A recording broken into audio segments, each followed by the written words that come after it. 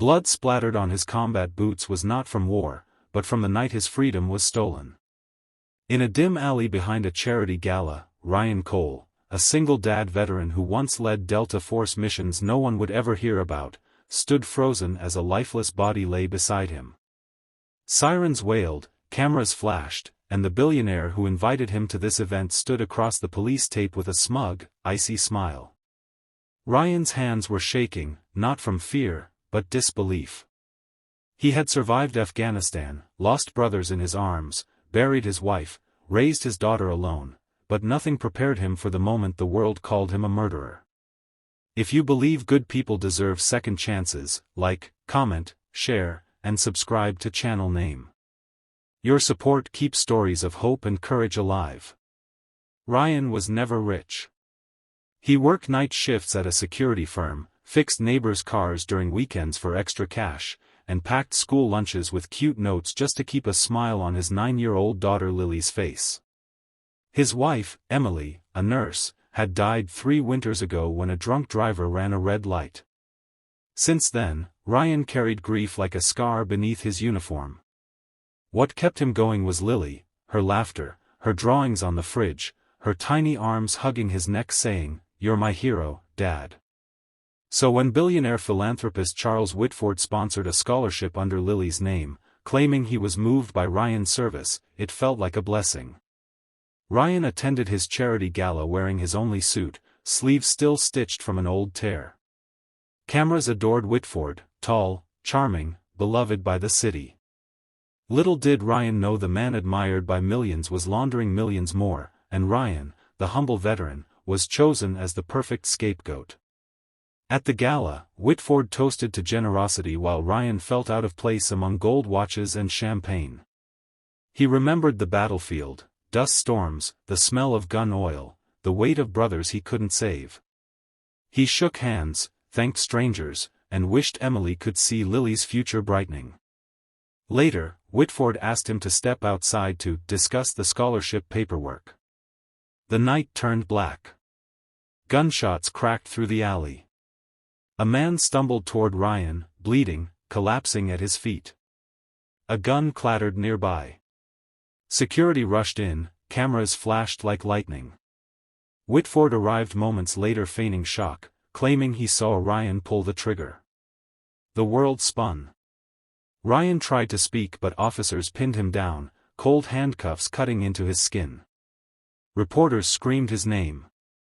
Lily's voice echoed in his mind, "Daddy promised to come home early tonight." Prison swallowed him for 18 months. Steel bars, concrete walls, and whispers, "Murderer." Ryan kept to himself, did push-ups to keep sane, wrote letters to Lily every day though she could rarely visit. He prayed she never saw the news. A distance grew between father and daughter, not by choice, but by the cruel hands of fate. One night, lying on a thin mattress, Ryan remembered his oath as a Delta Force commander, never leave a brother behind. Yet here he was, abandoned by justice. He felt broken until a lawyer visited, Ava Collins, a woman with a reputation for taking impossible cases and winning. She slammed files on the table, her voice firm but kind. She told Ryan she believed he was framed. A retired judge had anonymously sent her evidence, security footage missing minutes, blood spatter analysis inconsistent, the victim an accountant tied to Whitford's foundation. Hope flickered. Ava fought relentlessly.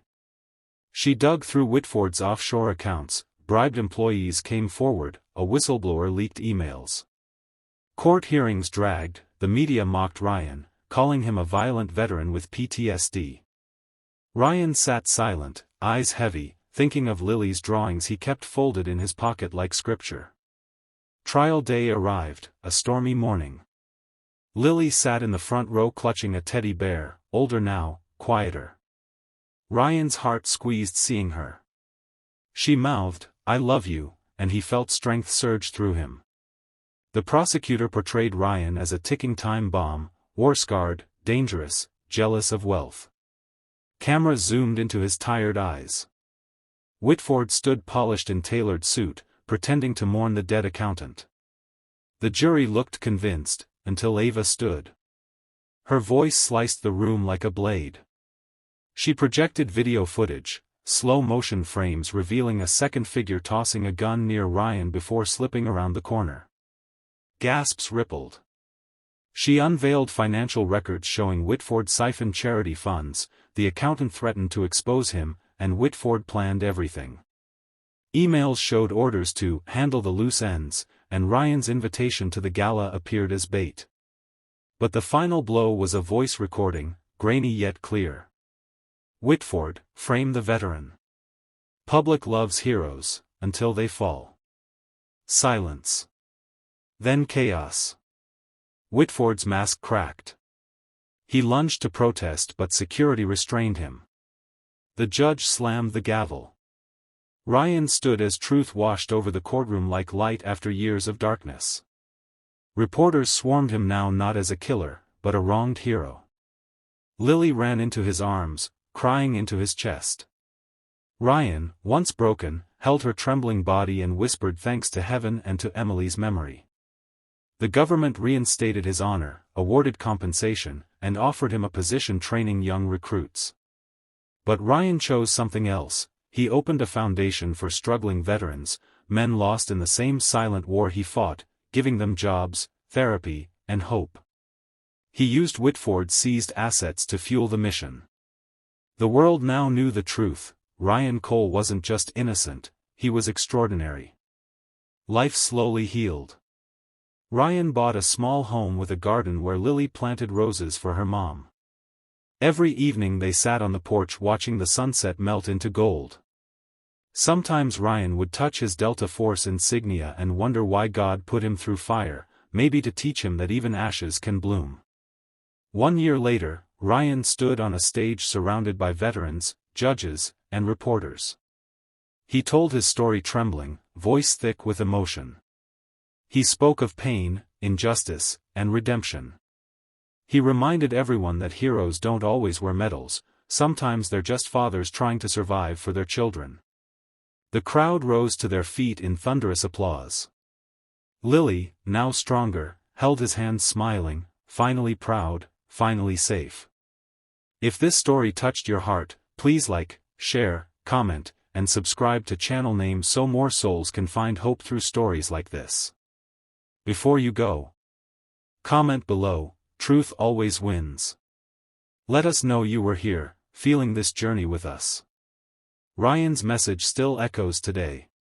Even in the darkest alley, even when falsely accused, even when the world turns its back, a father's love and the truth can break chains stronger than steel.